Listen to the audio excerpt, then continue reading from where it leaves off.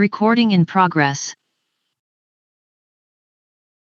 Ok, muy buenas tardes a todos y todas. Bienvenidos y bienvenidas a nuestro curso de Derecho Notarial 4, sección A. Y esta nuestra ya séptima sesión del curso, hoy lunes 9 de agosto. En pantalla, la ventana, el aula virtual en Classroom que se ha habilitado para el curso. Mientras estaremos trabajando en esta plataforma Classroom y estaremos trabajando en Zoom con el mismo enlace toda la sesión.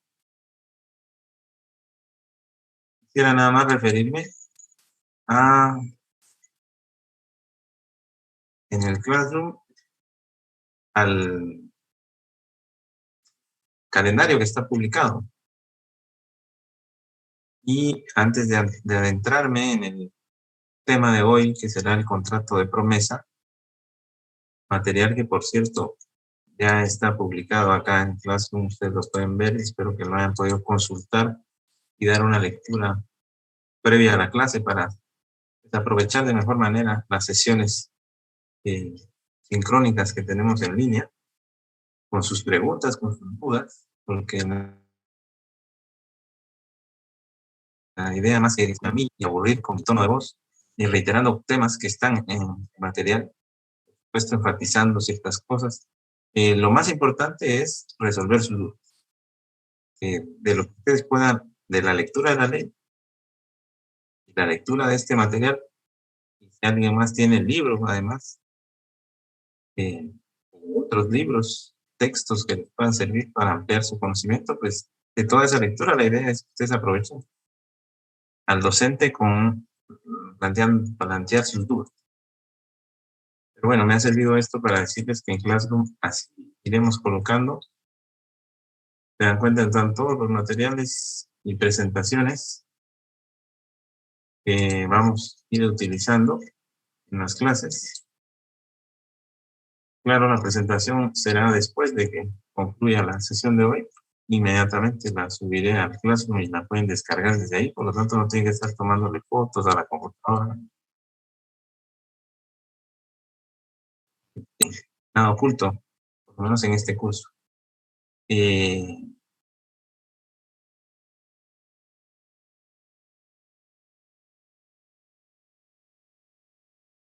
Al Classroom les ha llegado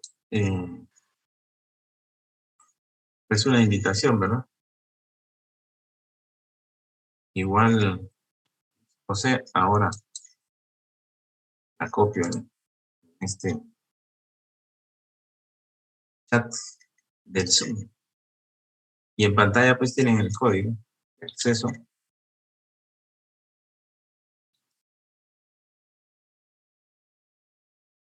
Y como ustedes se habrán percatado,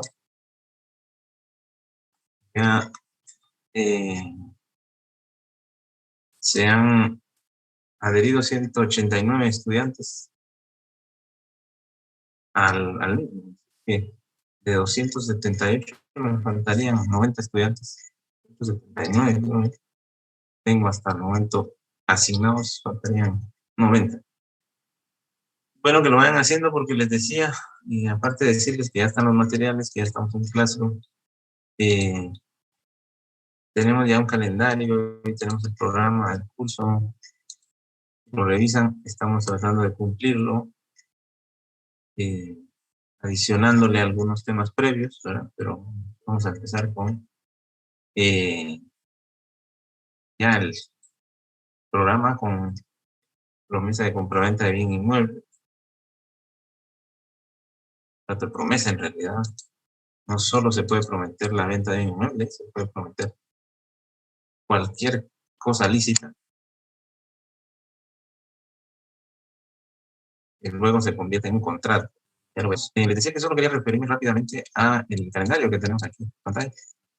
Este es el plan, para que ustedes sepan qué clase toca, para que vayan adelante, ¿verdad? Los que tengan el libro, ya tienen los temas, ya pueden ir leyendo, etc. Me quería referir a que esta semana tenemos el contrato de promesa y la primera parte de la compraventa, el contrato de compraventa.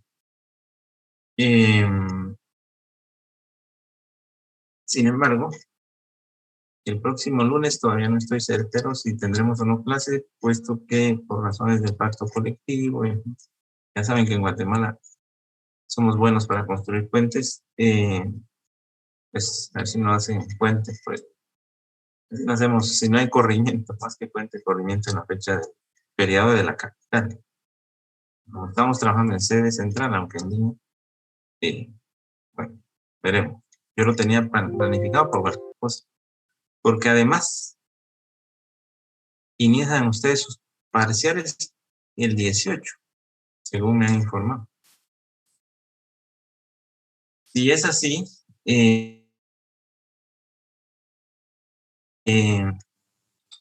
mi pregunta es la siguiente. No sé si ustedes, ¿cuál ha sido la dinámica del último semestre? Yo no impartí clases, pero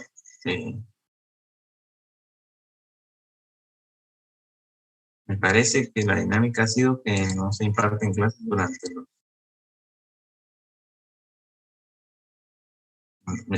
durante el periodo de exámenes parciales, y estoy seguro que en los finales sí ya no. Por eso yo les dejé aquí en el final todo el periodo de exámenes libre. Y les cuento que efectivamente nosotros, pues no va a ser el 1, es decir, lo que les estoy diciendo es que este calendario está cambiando, por eso puse todo, ¿no? Porque vamos a tener examen el 30. Por lo tanto, el lunes 30 de octubre, significa dentro de prácticamente 3 semanas, estaremos en examen parcial. Pero ya la próxima semana, a partir del miércoles, están en examen. Estoy seguro que el 18 no tenemos examen, pues ustedes tienen otro examen.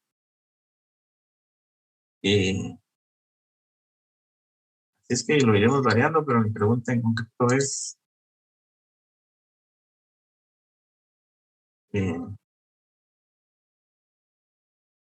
sí, no imparten clases, ¿verdad? ¿Para qué nos vamos a complicar? Esta es una tradición. Y ojalá que ustedes las aprovechen, ¿verdad? Está sobre la base no de descansar, sino de que ustedes estudien. Está sobre la base de que ustedes, la mayoría son trabajadores que estudian, no estudiantes que se ocupan solo del estudio o que trabajan eventualmente. La mayoría trabajan. Por lo tanto, pues todas estas otras cargas adicionales que ustedes tienen y por lo tanto, pues se considera que para estudiar lo suficiente y prepararse para los exámenes, pues se dejan libre los días que no hay examen. No se imparten clases ni hay otro examen, pero se están preparando ustedes, aprovechando estas horas, a estudiar para los días. Por lo tanto, no nos hacemos más complicaciones. Yo, a no ser que haya alguien en contra y que quiera que aprovechemos el día que no haya examen con hagamos examen, tengamos clases. Entonces reformularé este calendario para adecuar un poco los temas a esta situación que yo entendía que sí, pero bueno, en algún momento me dijeron que probablemente se iban a impartir clases, pero no importa. Noticia en resumen. Este calendario pues está bien hasta esta semana, ¿no? Vamos con el 9, o que es hoy, vamos a hablar de la promesa, y este miércoles 11 con la compraventa. Si el próximo lunes haya suelto, pues es que desde el negocio jurídico hasta el contrato de compraventa, primera parte, termina el examen parcial. Y será un examen por Classroom. Efectivamente, Aileen será por Classroom. A no ser que pase otra cosa, ya está publicado, entiendo yo, por parte de por la coordinación, pero si hay algún cambio, yo les estaré informando. Porque todavía la facultad está dando detalles sobre la plataforma Moodle. Por el momento el plan es Classroom, el plan es que va a ser un examen teórico, ¿no? Podríamos ya entrar con algún caso de promesa o compraventa, pero no lo voy a hacer. Lo reservaré para el segundo parcial y para el final. Por lo tanto, este examen será de preguntas de los 5 temas, ¿no?, que hemos visto, o si son más exquisitos, de las 7 presentaciones, van a tener a su alcance y 6 materiales, ¿verdad? Recuerden que el tema de la escritura solo tiene 2 materiales, por lo tanto serían 6 materiales. Lo cierto es que de todo lo que ustedes tengan a mano, presentación de material sobre los temas que hemos visto del negocio jurídico hasta el contrato de compraventa que vamos a abordar este miércoles, entraría el examen parcial. A no ser que el próximo lunes 16 tengamos clase, ojalá, mi parte, ojalá. Entonces, me parecería hasta más idóneo porque cerraríamos el contrato de compraventa. Yo siempre agrego, más de lo que dice el programa de estudios, solo a refiere a esto. Yo les adiciono un poco de información novedosa que está sucediendo recientemente en las instituciones. Y por ejemplo, en el registro de la propiedad se ha actualizado la exigencia del requisito de planos, la descripción en la redacción, que es para lo que en realidad nos interesa como notarios y notarios, la redacción de las escrituras de compraventa cuando es fracción de inmueble. Por lo tanto, pues este es un adicional que tendríamos. De tema, podríamos, pues lo que dice esta línea en el 18 de agosto, lo subimos al 16, y luego contrato de donación entre vivos nos vamos para el 1 de septiembre. Dando las cosas así, yo actualizaré y cambiaré ese documento en Classroom en los siguientes días, pero ya les dije, por favor, ya estamos en Classroom, el examen será en Classroom, llevamos 201 estudiantes ya adicionados, y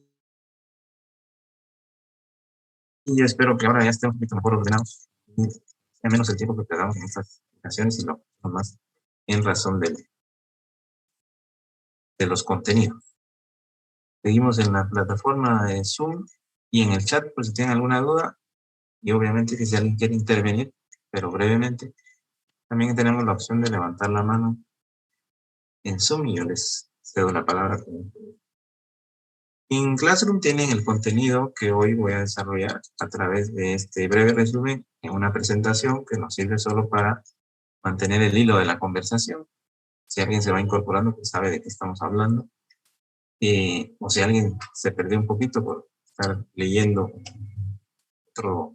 alguna norma de la ley, qué sé yo, por alguna distracción nos perdemos, pues entonces simplemente lo retoma con base en la presentación que está en pantalla.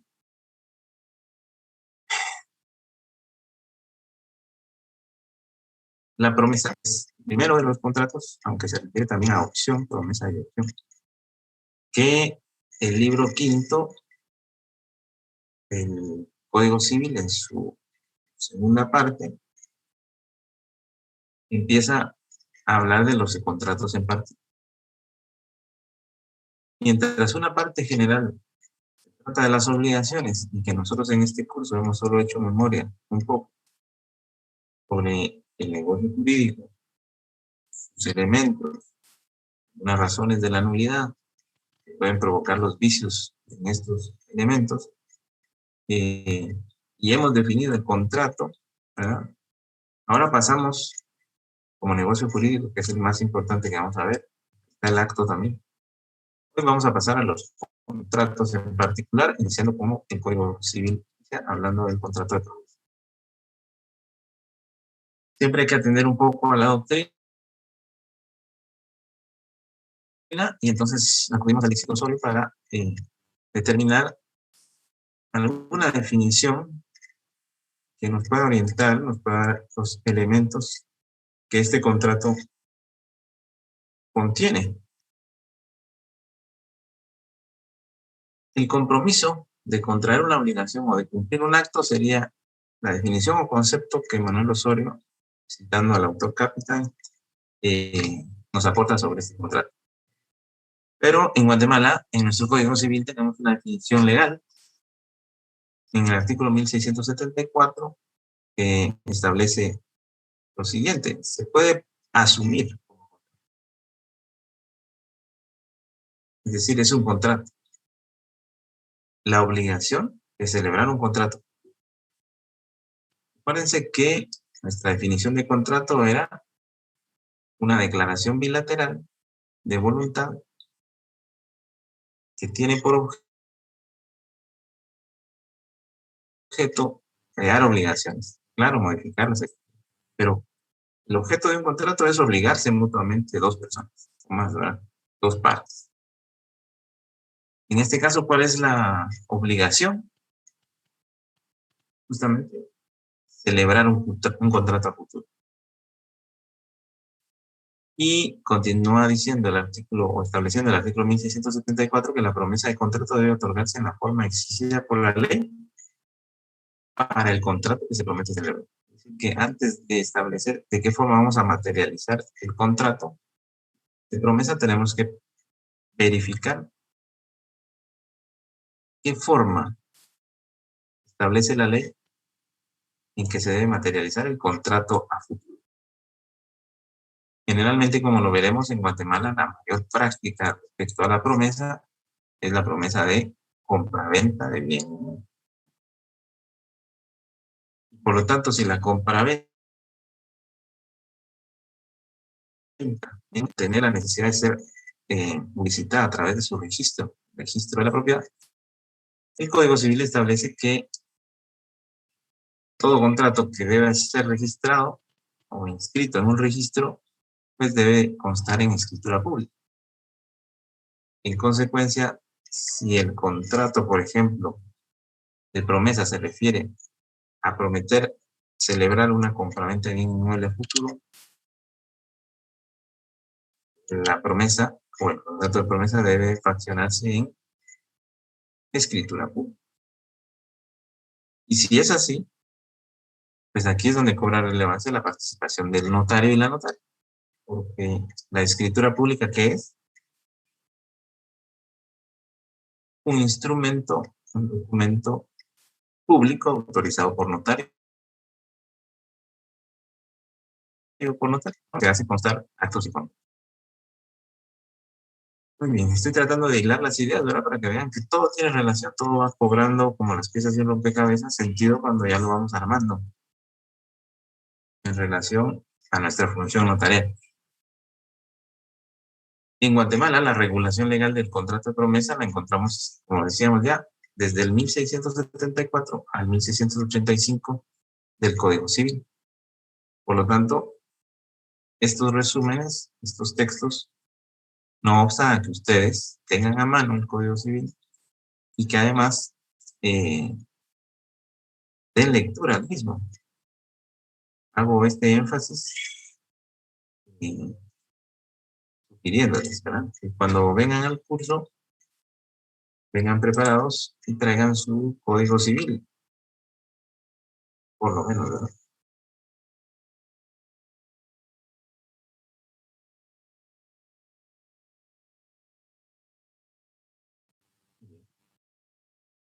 Y es así, ¿qué refiere el Código Civil de manera resumida en estos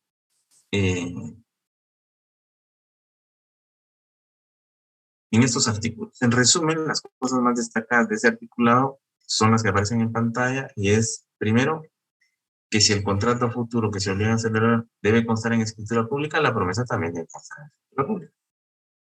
No lo dice así, este es un resumen. Lo dice el 1674 que la promesa adopta la forma del contrato. También refiere el Código Civil que si el contrato es bilateral, o sea, de dos partes, porque recuérdense que existe el contrato de opción.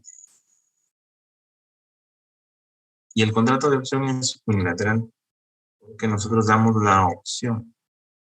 Es como una oferta al público, ¿verdad? La opción, ofrecemos, ¿verdad?, a futuro que alguien pueda adquirir un bien o negociar con nosotros.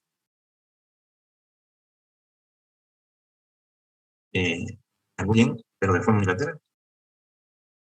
Por eso es que dice el Código Civil que si la promesa es bilateral, si el contrato es bilateral, nos encontramos ante una promesa. Si es unilateral, nos encontramos ante una. También refiere el articulado que la opción puede darse como accesorio de otro contrato, por ejemplo, un arrendamiento con opción de compra, es decir, un complemento a un contrato principal. En este caso será el contrato de arrendamiento versus es un pacto que se hace comúnmente, que como acotación de reciente aparición en Guatemala hemos, o actualmente ya está en vigencia, la ley de, una ley que vale la pena que cuando tengan un tiempito la revisen. Estimaría que se lo han mencionado en otros cursos, por lo menos podrían intentar verlo desde la óptica mercantil. El leasing como contrato tiene naturaleza mercantil. Sin embargo, en el Código Civil todavía existe esta forma de contrato.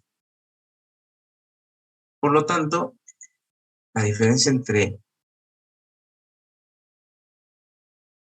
celebrar un contrato de arrendamiento con opción de compra basados en la ley civil, es decir, del Código Civil, o celebrar un leasing o un arrendamiento con opción de compra, el leasing no es otra cosa que arrendamiento en inglés,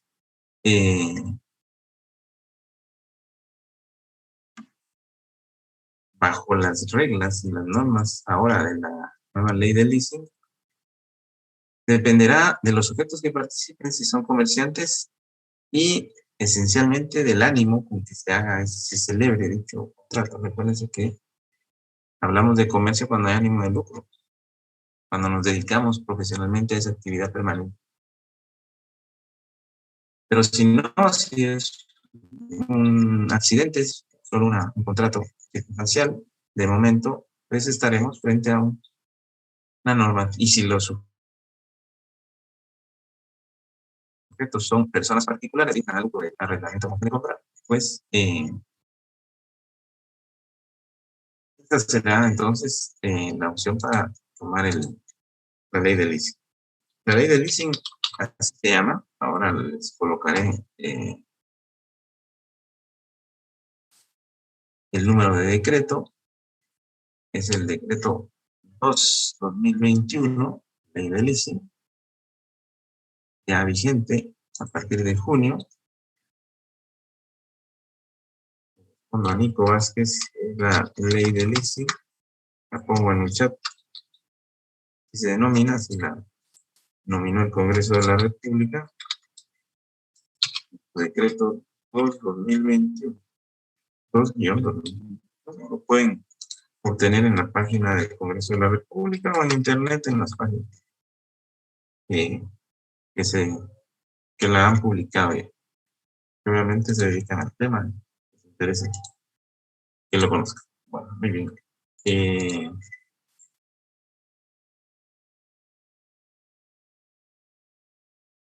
Arrendamiento con opción de compra, todavía existe entonces el arrendamiento con opción de compra como figura civil, aunque ya existe una ley de tipo mercantil, esencialmente se refiere al leasing como contrato mercantil. Pero bueno, la opción que es la forma de la promesa, pero unilateral, se puede dar, dice la ley, la norma, como un contrato accesorio a uno principal. Dentro de un mismo instrumento, va a haber un contrato principal, por ejemplo, el arrendamiento, y dentro de sus cláusulas, agregar el contrato de opción de compra o promesa unilateral. También refiere este articulado que la promesa obliga al contrato futuro, de lo contrario no tendría objeto, ¿verdad?, celebrarse.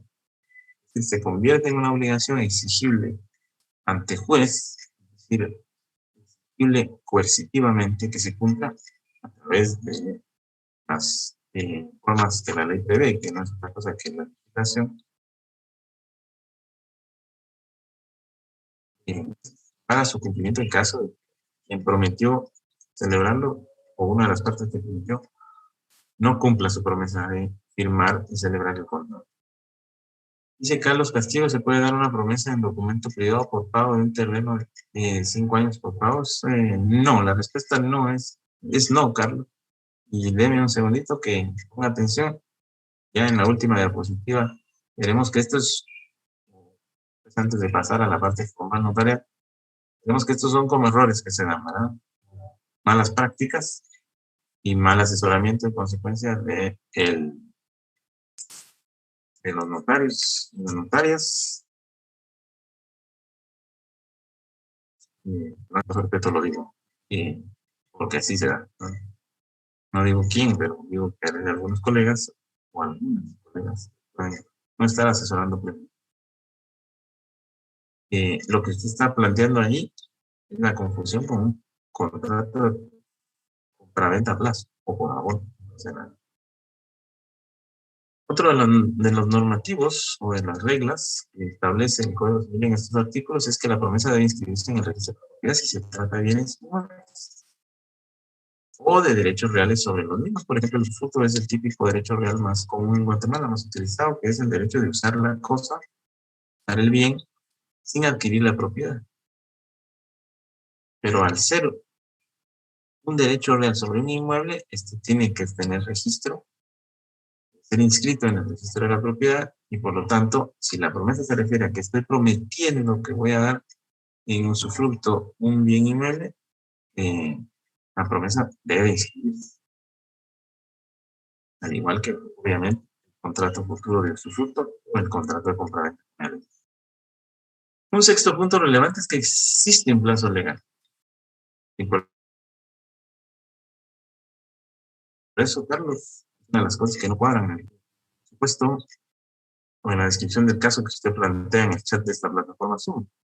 Imagínese un terreno con pagos durante 5 años excede el plazo de ley de una promesa. Además de que no es su naturaleza. Pero solo con el plazo también es otro elemento que destruye. En el planteamiento, Carlos, que usted hace no es la forma, no es en documento privado, estamos hablando de un bien inmueble. 2, no cumple el plazo.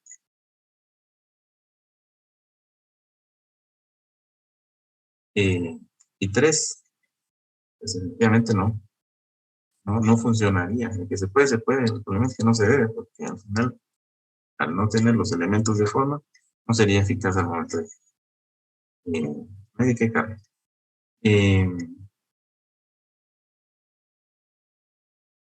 Por lo tanto, es uno de los casos que como comento, a más tardar en 2 años a celebrar el otro contrato si se trata de bienes inmuebles y de 1 año si se trata de bien mueble, por ejemplo, un vehículo. Yo prometo en venta un vehículo, nomás puedo tardarme en cumplir esa promesa es 1 año. Y en caso si se llegara, por ejemplo, Carlos, que lo hicieran en escritura pública y quedan 5 años, de todas maneras, la propia ley ya establece que se interpretará que el plazo de esa promesa es de 2 años. Eso le decía que tal vez se puede, pero no. Y el séptimo elemento que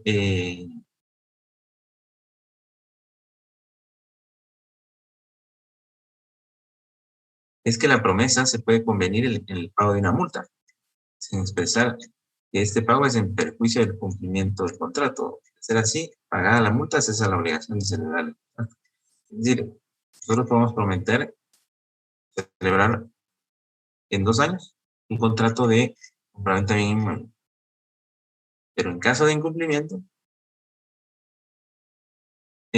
podemos fijar como sanción una multa, sanción económica.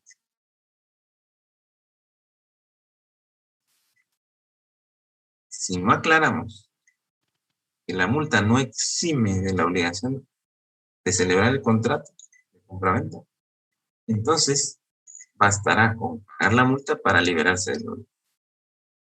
Espero que se entienda el concepto. Nos dice Gilbert qué consecuencia hay si, no me imagino, no se inscribe en el registro de la propiedad. Mala práctica, nada más, Gilbert. La consecuencia es su oponibilidad, ¿verdad? A terceros, su exigencia, si no se cumple, ¿verdad? Si se cumple, pues no pasa nada, las cosas siguen en una relación normal entre las partes.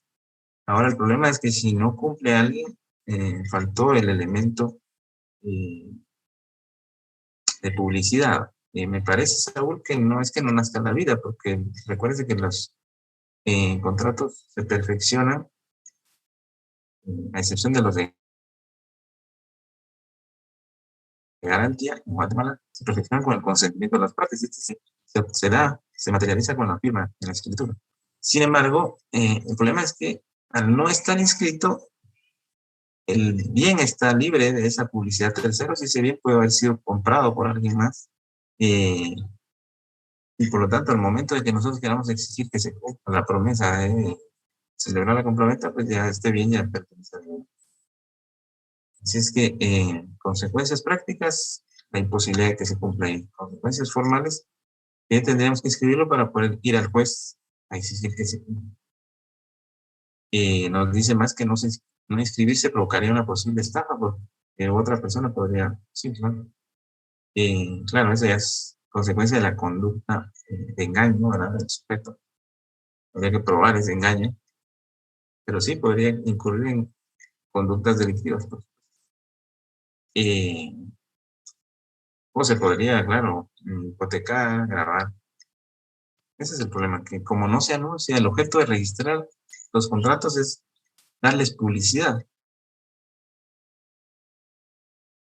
que la sociedad, que terceros se enteren fácilmente, porque cualquiera puede acceder al registro de la propiedad si tenemos datos de finca por el libro, y tener una certificación del registro, leer la situación jurídica, el tracto sucesivo de la finca, y saber en qué situaciones está la finca, si está libre de gravámenes, si no hay otra promesa.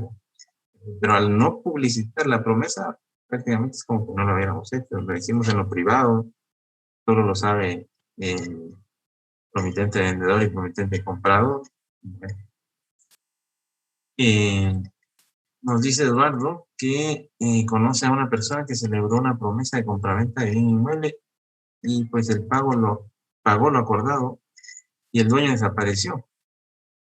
Y aún no han podido resolver su situación, eso fue hace 5 años. Es lo que estamos discutiendo, ¿verdad?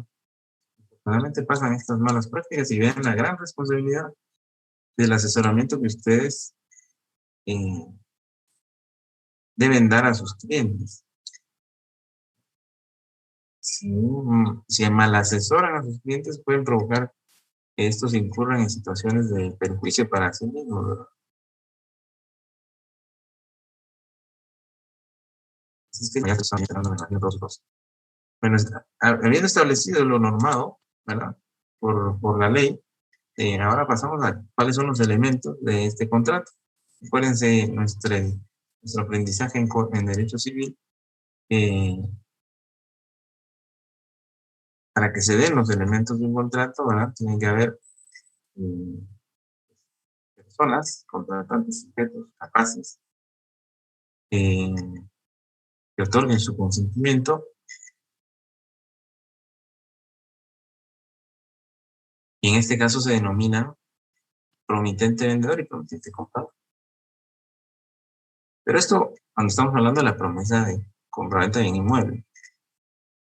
Pero podría ser promitente arrendador, promitente arrendatario, es decir, será el apellido del promitente, dependerá del contrato a futuro. Aquí estamos viendo el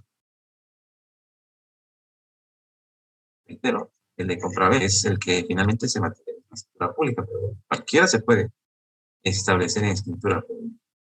Incluso en nuestro país, mencionado, en algunos departamentos, la figura del notario todavía es una figura de mucho prestigio y de servicios o de utilidad social, de interés de las comunidades, esto que todo lo llevan al notario, porque les parece que escrito frente al notario toma mayor formalidad.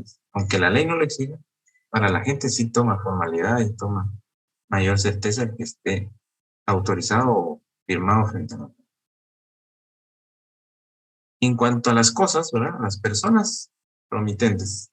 En cuanto a las cosas, como objeto real o elemento real del contrato de promesa, pues será la obligación de celebrar el contrato a futuro, donde se incluya, por ejemplo, en el caso de la compraventa, se promete, se obliga a celebrar sobre una cosa en particular y por un precio en particular. Y en cuanto a la forma del contrato, al elemento formal, cómo se materializa, pues siendo, lo ya he explicado, si es un contrato futuro que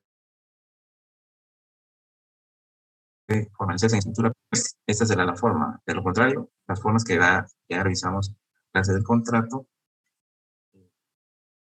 podrá ser verbal, podrá ser documento privado o en escritura pública. Pero si se trata de bienes que se inscriben en el registro, siempre en escritura pública.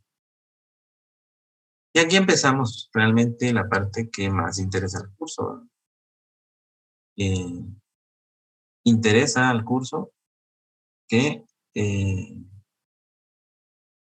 podamos saber cuáles son las obligaciones que nacen de la intervención que el notario y la notaria hace al autorizar una escritura que contiene un contrato. En este caso, cuáles son las obligaciones notariales previas y posteriores que incurre el notario y la notaria por autorizar un contrato de promesa de compraventa en un instrumento notarial. Bueno, recordemos la función, ¿verdad? Notarial. Perdón, Daniel, no había visto que había una consulta. Antes de pasar a estas obligaciones, nos dice Daniel Muñoz, o Donis, Daniel Donis, según entiendo, debe quedar gravamen en el bien prometido en venta. No logro comprender la pregunta bien. A ver si nos vamos entendiendo. Gravamen es una carga o limitación que se le impone a un bien por virtud de ciertas figuras jurídicas, las más conformes o las más comunes, perdón, son los contratos de garantía. Claro, por ejemplo, la hipoteca. Cuando un bien se hipoteca porque sirve como garantía a un crédito, efectivamente, las hipotecas están inscritas en el registro de la propiedad y son cargas que soporta el bien. Es decir, hay un compromiso. Si el dueño, el propietario, no paga la deuda, el acreedor, que generalmente es un banco, pero puede ser un particular también, al estar hipotecada puede cobrar la deuda rematando aquel bien, en un proceso judicial en el que finalmente se remata el bien, se le adjudica a él o se venda en subasta y el dinero que le adeudan se pague, ¿no?, de los frutos de la venta en remate de dicho bien. Es decir, como garantiza un crédito, hay un tercero interesado, que es el acreedor del propietario,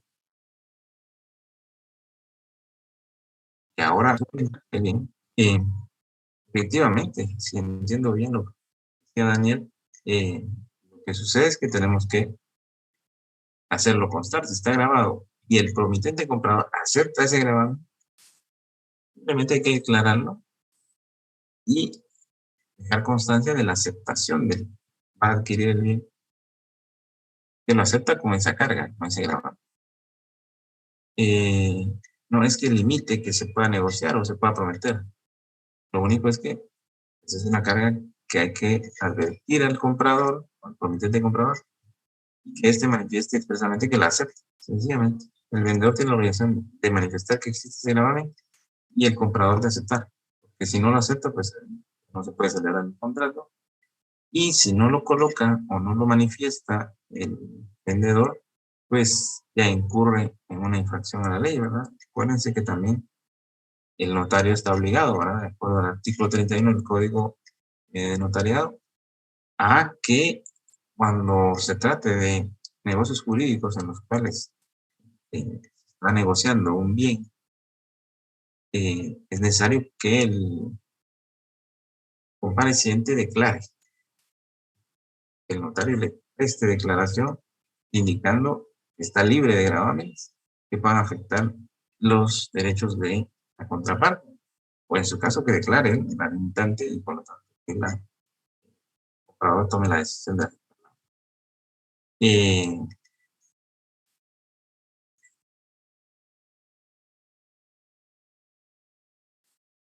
muy bien. Espero haberles aclarado algo más, pero bueno, puede existir la promesa de un bien que esté grabado con hipoteca o que esté hipotecado. Sí, solo que la deben de declarar al gravamen la hipoteca y el comprador lo debe aceptar.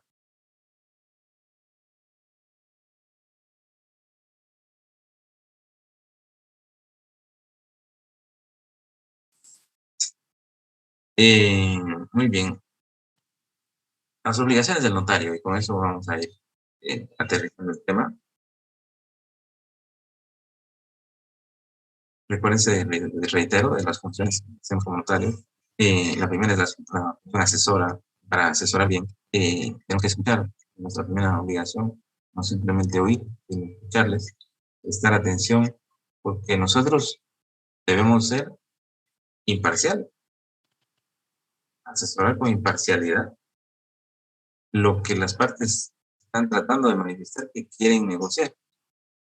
Y nosotros solo, de acuerdo a nuestra función modeladora, darle forma contractual, es decir, diagnosticar, no, lo que pasa es que ustedes lo que están tratando es de realizar una promesa de venta. Y ahí la importancia de lo que nos mencionaba más arribita Carlos Castillo, que es cuando ya no modelamos bien la voluntad de las partes, vamos de adecuar a la fuerza, ¿sí? No asesoramos con echarles a los clientes y les damos sugerencias que no. Escuchar y asesorar con imparcialidad es las primeras obligaciones que tiene todo notario y notario. Y me retorno un poquito porque Daniel dice que para celebrar la promesa de compraventa de bien inmueble se hace alguna anotación. ¿En dónde, Daniel? En el registro, efectivamente. Más que una anotación, una inscripción. Un acto de la fin. Estamos hablando de que ya este día no se puede dar a terceros, como mencionó. Es la idea de la promesa. Yo ya lo prometí en venta, ya no se lo puedo vender a mí más.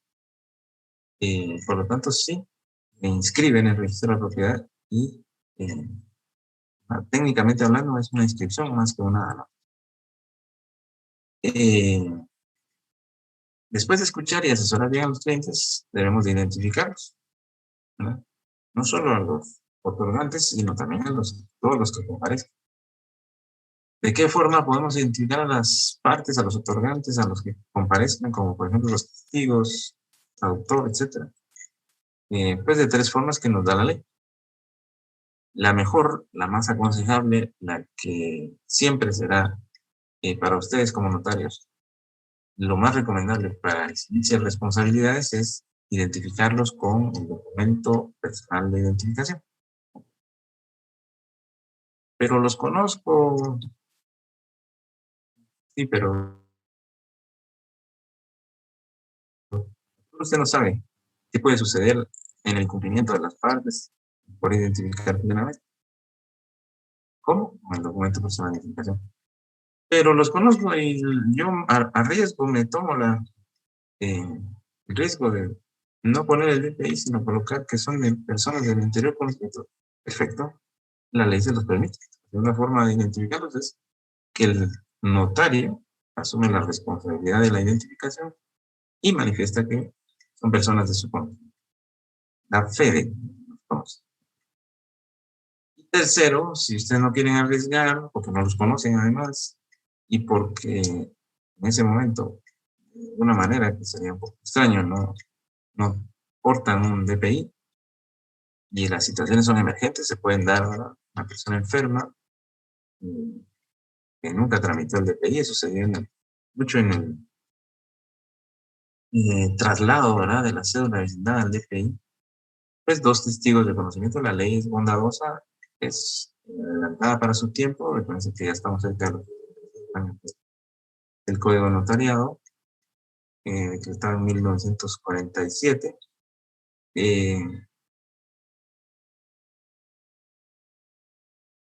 Pues, documento de identidad decía cédula, ¿verdad? Pero tenemos que entender DPI y lo debemos de entender porque así lo dice formalmente la ley de RENA. Toda referencia a lo que es cédula ahora se entiende como documento personal de identificación. La fe de conocerlos por el notario o la notaria y dos testigos de conocimiento. Además de identificarlos, tenemos que legitimar algunas calidades con las que los estudiantes participan dentro del negocio jurídico y que nosotros estamos dejando plasmado en una escritura pública. Esta es, en primer lugar, la posible representación que ejerza alguien en nombre de tercero. Si alguien comparece no en nombre propio, sino en representación de un tercero, esa representación, en primer lugar, la debe acreditar con el documento idóneo. Será, en su caso, ¿no? En su momento, dependerá de qué tipo de representación, si es representación de menor consentimiento, si es representante legal de una entidad con sus herramientas, etc.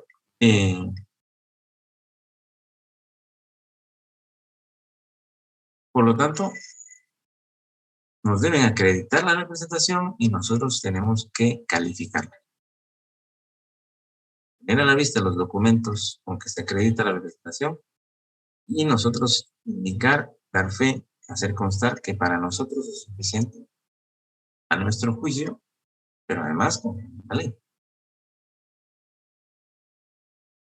Y finalmente, legitimamos el ejercicio de propiedad o el ejercicio de cualquier otro derecho real que se ejerza sobre los bienes objetos del negocio con los títulos respectivos, ¿no? Si es, por ejemplo, la promesa de un bien inmueble la que se está trabajando, la promesa de compraventa del bien inmueble, obviamente el que está ofreciendo el inmueble en venta, el vendedor, tiene que demostrar que es propietario. Por lo tanto, debe presentar un título que lo acredite como propietario. Esencialmente debe presentar el testimonio de la escritura pública en la que él adquirió el bien previamente. Hay una discusión todavía, pero bueno, aún los registros públicos, por celeridad, ¿verdad? Por no detener el tráfico de los bienes y de los negocios, del tráfico económico del país, que si no tenemos el título, presentemos una certificación reciente del registro de la propiedad que de fe que somos nosotros los actuales propietarios. Bueno, acreditar la representación y calificarla y acreditar el derecho y presentar el título, por ejemplo, de propiedad o cualquier otro que se esté ejerciendo. Max, a los testigos se les solicita DPI, claro, se les identifica. Son testigos de conocimiento y por lo tanto, como decíamos antes, los otorgantes son las partes, pero hay otros comparecientes, como por ejemplo los testigos. Obviamente, los debemos de identificar plenamente. Y también por salud, ¿verdad? Por sanidad. No lo dice taxativamente el código de notariado, pero bueno, recuerdan, refiere que debemos identificar a los que comparecen. Muy bien, algo que no está en ninguna parte, jurídicamente hablando, pero que son obligaciones desde la óptica de este servidor y que yo siempre los menciono porque es bueno que ustedes vayan aprendiendo a hacerlo, es que, pero ustedes entreguen un informe a los clientes detallando los gastos, impuestos y honorarios que ustedes van a cobrar por la autorización de dicha escritura pública. ¿Por qué es tan importante esto? Recuérdense que nosotros somos profesionales y nosotros no ponemos precio porque no somos comerciantes, sino profesionales. Profesionales universitarios que prestamos un servicio a la sociedad, si lo demanda, si lo requiere. Pero por supuesto que por el ejercicio y el servicio que nosotros prestamos, cobramos honorario. Pero a veces se confunde, ¿verdad? Porque la gente cree que si nosotros les pedimos 5,000 quetzales, todo es para el notario. Y no. Ahí van gastos en que se incurren, ¿verdad? Papelería, consultas a los registros, etcétera, etcétera. No quiero dar ideas, ¿verdad? Pero hasta el parqueo que yo tuve que pagar para ir al registro de la propiedad o la consulta electrónica, si lo hago con medios digitales que me cobra el registro. Esos son gastos que incurre el notario, que no son honorarios, son gastos. Hay que detallárselos a los clientes para que los clientes sepan que no todo lo que ustedes están percibiendo es para ustedes. Una buena comunicación sana y responsable para que ustedes mantengan un prestigio profesional y una confiabilidad en sus clientes. Por supuesto, existen los impuestos. Por ejemplo, en una compraventa pagamos impuesto de transmisión. Puede ser el IVA, ya lo veremos, o puede ser el impuesto fiscal, pero pagamos un impuesto. Es decir, más bien, los conductores pagan, están grabados ese acto de pagar el dominio, el bien, un impuesto. Y a veces es un poquito de alto el costo. Licenciado, buenas noches. Una pregunta. Dígame. Solo una pregunta. En relación al informe de gastos e impuestos, o sea, a los impuestos que usted se refiere acá es dependiendo del bien inmueble que se está haciendo la compraventa. Sí. Muchas gracias. Verá, Hilde, que en cada escritura, esto lo pongo como una plantilla general, ¿verdad? Prácticamente en todas las escrituras que vamos a hacer, variará algún puntito particular, ¿verdad? Vamos a ir enfatizando algunos. Pero esto es general. Entonces puede ser que haya impuesto o no, ¿verdad? Por ejemplo, en la promesa puede que haya impuesto o no. Pero es bueno, gastos siempre habrá, y honorarios siempre habrá. Por lo tanto, un informe, ¿verdad? Es bueno a los clientes, aunque no haya impuestos. En este caso veremos qué impuestos se incurren. El contrato después de la posición, vamos a ver los impuestos. Y pactar honorarios. Cierro diciendo que existe un arancel. Esto casi no se dialoga en la universidad, ¿verdad? Me parece que está bien, ¿verdad? Porque no estamos con el ánimo de lucrar. Pero también debemos de hablar las cosas como son. Nosotros vamos a vivir de nuestro ejercicio profesional. Esa es la pretensión. Prestamos un servicio y a cambio obtenemos algún beneficio para nuestro mantenimiento, para nuestra manutención y la de nuestra familia. Y es justo por lo que ahora cobrar, pactar honorario. Ahora, ¿cuánto? Esa es la duda del mío, ¿verdad? Casi no se dialoga en las aulas. ¿Cómo y cuánto cobrar? ¿Cómo? Ya les estoy diciendo, deben cobrarse y pactarse previo. Ya ustedes, según sus circunstancias, permitirán, y el monto también, a veces puede ser alto, a veces puede ser bajo. Si pactan por abonos también, una parte al inicio, una parte al final, cuando estamos el servicio, ¿verdad? Porque la gente a veces desconfía de pagar. Por ahí la gente siempre se reserva. A veces, si ustedes pues, tienen confianza, pues está bien, eso lo decimos ustedes. Lo importante es que lo pacten desde el inicio. Que van a hacer 2 pagos, uno al inicio. Mi sugerencia es siempre que pacten por lo menos una parte al inicio. No cabe duda que en el devenir de los días, los clientes pueden tener sus conveniencias o su incumplimiento, ¿verdad? También con más estricto respeto. Son cosas que se dan. Gente que, pues, le dice al notario que quieren hacer una escritura, que le mande la minuta, y luego dicen ya no, simplemente ya no. Optan por otro colega, les cobró menos. Siempre traten de cuidar también que no trabajar por gusto. Incluso algunos hacen la escritura, la llevan a registro, hacen todo el trabajo y hasta el final cobran. Y ya la gente ya tiene a su nombre bien, y cuando empiezan a letargar, ahorita no tengo, deme un tiempo, un plazo. Licenciada, fíjese que tengo el niño enfermo. Todo es entendible y justificable, pero el problema es que se excusan excusas, se van. Hicieron el trabajo y no cobran. Experiencia respetuosa, ustedes deciden cómo lo hacen, pero pacten desde el inicio. Mejor si por lo menos pactan una parte. Pactar el pago completo desde el inicio es lo ideal para los profesionales, pero también es un compromiso, ¿no? Ahí, de nuevo, la ética corre mucho en cuenta porque tengo que decirlo también con el más estricto respeto. Hay colegas que después no cobran, cobran anticipado y después ellos son los rogados los que dan excusas, los que responden a los clientes. A veces, total mala práctica y totalmente reprochable moral y éticamente. Por tanto, no incurra en esas prácticas. Existe en nuestro gremio el Código de Ética Profesional. Pueden ustedes sufrir sanciones gremiales hasta la inhabilitación de la profesión. Si incurren en esas prácticas, son denunciados y finalmente se prueba que. Por tanto, ese no es un camino idóneo, ¿verdad? El camino idóneo es hacer las cosas bien y profesionales. ¿Cómo? Informe de gastos, impuestos, pactando honorarios. Y finalmente, eso es el cómo. ¿Cuánto cobramos? La regla en nuestro país, la relación es libre. El pacto de honorarios queda libre. Ustedes pueden siempre bajo dos límites o un límite. El Código de Ética Profesional dice no se puede pactar menos honorarios de los que el arancel de notarios que está al final del Código de Notariado establece. Podemos cobrar más, pero nunca menos. ¿Por qué?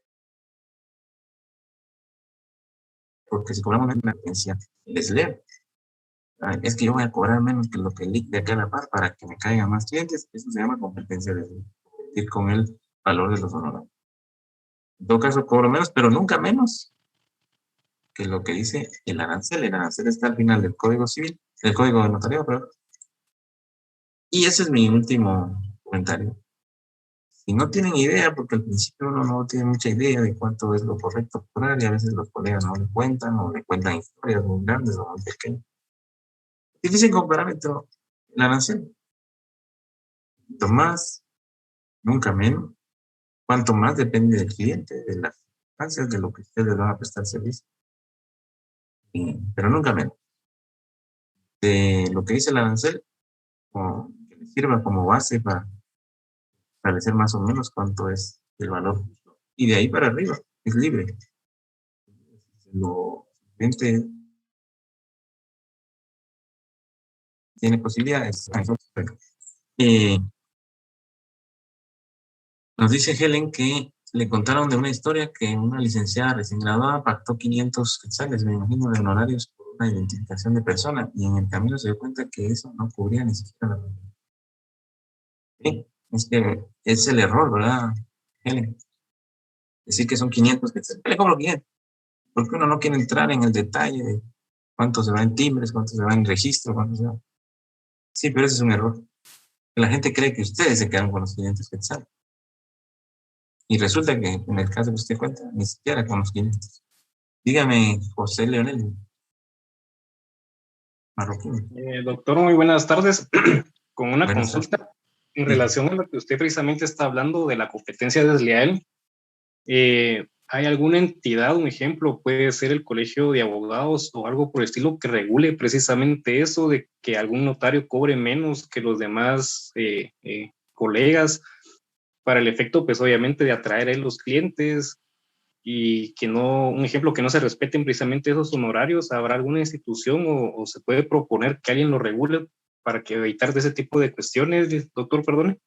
Ya está regulado el Código de Ética Profesional y el arancel para el caso de los abogados está en el decreto 111-96 del Congreso de la República, y en el caso de los notarios está al final de nuestro Código de Notariado. Es decir, ya están pactados los honorarios, ya sabemos cuánto es una tabla, ¿verdad? Para que todos estemos de acuerdo. Ese es el pacto que todos tenemos para de ahí para arriba, pero no de ahí para abajo. Esa es la regla. Y si nosotros incurrimos en que de lo que dice la arancel para abajo, que no es solo esa la práctica del día, la verdad, hay prácticas sancionadas también de hacer publicidad, ¿verdad?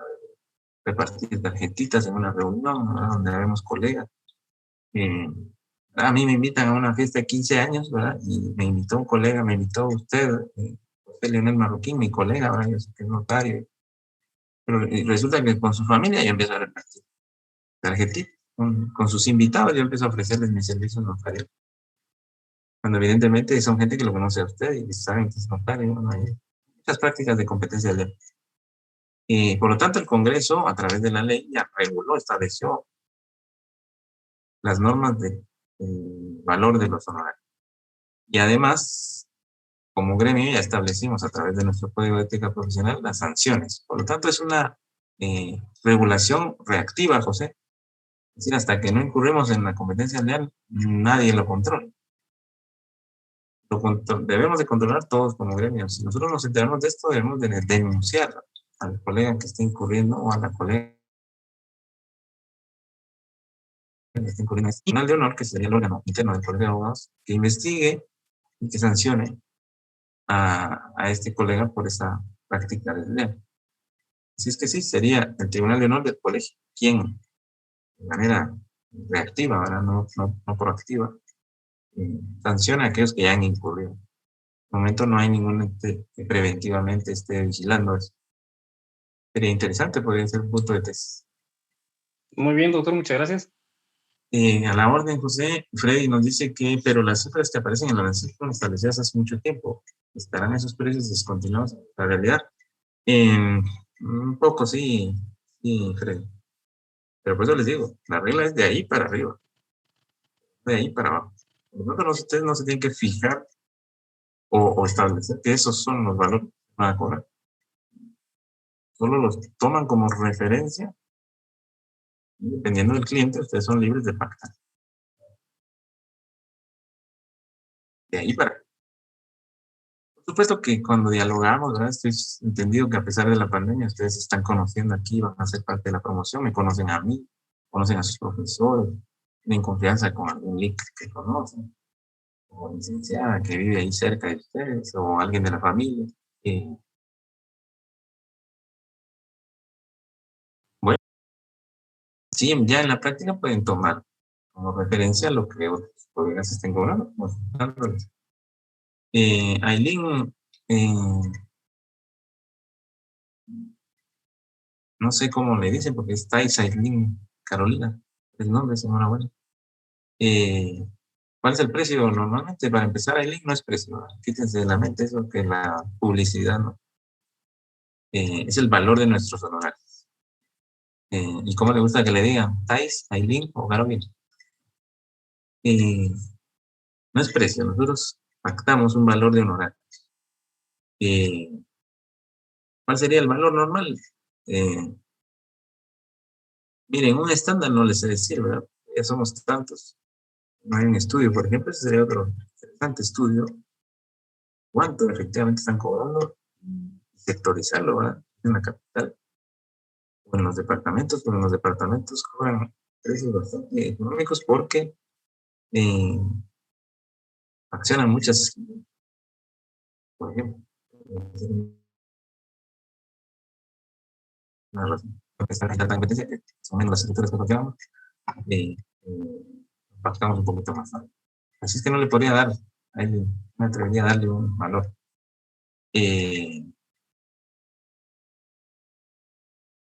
Pero bueno, el consejo es que lean el código y pacten y pregunten ya en lo privado cuánto están cobrando cada uno de los notarios. Y eso solo de los honorarios, para que aparte gastos. E impuestos. Posteriormente a faccionar la escritura, ya con todos los elementos que ustedes tienen, ya tienen todos los datos para acercarse al computador, a la escritura, una manuscrita. Una pregunta. Sí, Hilde. Una pregunta. Fíjese que usted pone en el punto 4, copia simple legalizada a los otorgantes si lo requieren, pero el Código de Notariado establece que está obligado a expedir el testimonio. Claro. Por eso, pero también está obligado a extender tiempo posteriormente, o a veces quieren no solo el testimonio, sino una más para conservarla en su casa, porque el testimonio va a servir para el registro o lo tiene que presentar al banco. Entonces, no, una no es opción a la otra, ¿no? La obligación es el testimonio, como correctamente usted lo dice. Ahora, la copia simple también está reglada y es obligación otorgada si se lo pide, si se lo requiere. Espero haberme dado a entender. Por lo tanto, obligaciones posteriores, 4 generalmente, razonar documentos que modifican o que son modificados por ese contrato. Recuérdense que, por ejemplo, en la promesa de compraventa de inmueble está el título que acredita el promitente vendedor, que es propietario, y por lo tanto ahí tienen ustedes a la vista un documento que ya deben de razonar, porque ese inmueble que ese testimonio refiere está siendo prometido en venta a través de una escritura pública a cierta persona.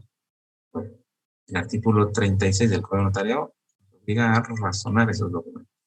Esa es una práctica que no se da mucho en nuestro medio, pero que si ustedes quieren ser profesionales que cumplan la ley y que además la ley no está solo por que a alguien se le ocurrió forzarnos a hacer cosas que no tienen sentido. El sentido es que ustedes están previniendo conflictos futuros, que están cumpliendo su obligación notaria y están advirtiendo para que si ese promitente vendedor lleva ese título a otro notario, el notario o el posible promitente comprador, otro tercero, sepa que ya se autorizó un instrumento de nueva publicidad a los actos de contrato. Obviamente, independientemente de que hay que registrar. Pero bueno, esta obligación es razonar sobre el documento original que esta promesa ya alteró el contenido de esa compraventa, que es título de propiedad de quien la vende. El testimonio especial, que es otra obligación permanente del notario, cada escritura pública que autoricemos debemos de remitir un testimonio especial al Archivo General de Protocolos dentro de los 25 días hábiles siguientes a su autorización. Más o menos siempre salen 5 semanas, ¿verdad?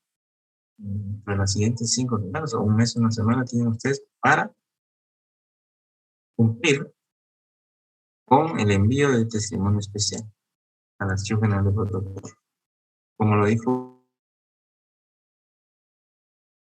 Hilde, la copia fiel al cliente, y como en este caso, si estamos refiriéndonos a un contrato que debe sufrir inscripción en un registro, por ejemplo, en el registro de la propiedad, pues además del original testimonio, debemos de agregar un duplicado, con base en el artículo 1132 del Código Civil. Como les indicaba, si además del testimonio los requirentes, los otorgantes requieren una otra copia, pues esta es la opción de la copia legalizada, que es un poquito denominación extraña en la ley, ¿verdad?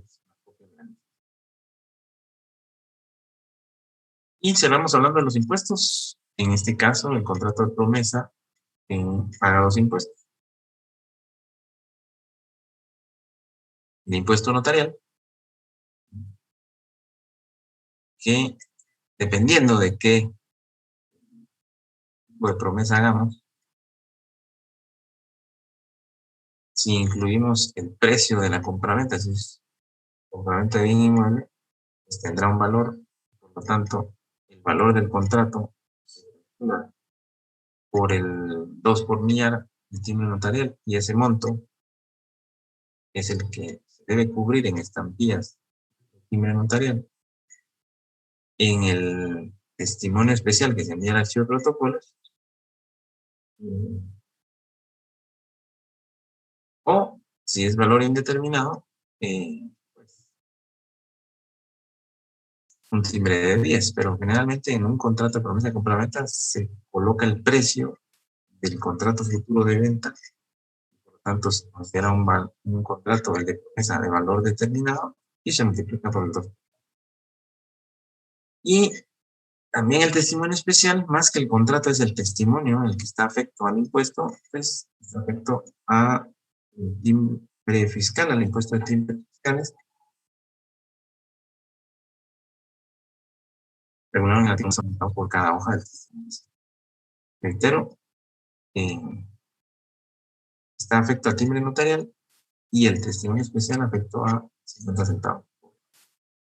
Y aquí era lo que nos había comentado en el caso con estos errores, ¿no? La primera pregunta que nos hicieron, ¿verdad? El caso planteado por Carlos Castillo. Efectivamente, hay algunos errores y deficiencias que se dan con la promesa, es que no se otorga en escritura pública, sino en documento privado.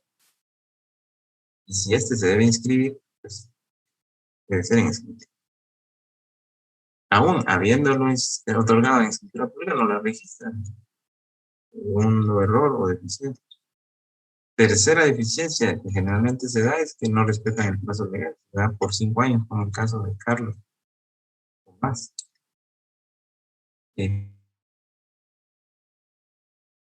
Claro, la ley prevé que aunque sea puesto más años, esa promesa se entiende por los años muebles o años muebles. Y que muchas veces en realidad se han convenido en un contrato de compraventa a plazos, que es el caso de Carlos planteó, por abonos, como dice la ley. Y en lugar de eso, como no quieren ahorita incurrir en el IVA o muchas otras, lo que hacen es otorgar una promesa. El problema es que, como el caso que nos planteó Carlos, muy elocuente, no siempre coincide con el plazo legal de la promesa. En fin, ahí lo que estamos haciendo es algo obligatorio, es decir, con posibilidades de ser anulado por la forma. No cobra validez jurídica por anulabilidad, ¿verdad? Al tener error en su elemento de forma. Muy bien, como siempre hemos dicho, a las -4 concluyo la sesión. Ustedes tengan un tiempito para tomar café antes de la otra, cualquier otra circunstancia. Pero me quedo aquí si hay alguna pregunta, alguna interrogante, y a los que tengan que marcharse, pues apoyan en estos días, perdón, que no lo puedo hacer. A quienes no han podido ingresar a clase, no se preocupen. Nos comunicamos por las vías del chat o del correo electrónico, perdón, del WhatsApp o correo electrónico, me indican y yo los voy apoyando para que podamos encontrar la manera de que se asocien. Claro. Quedo a la orden, les deseo muy buenas noches. Buenas noches, licenciado, muchas gracias.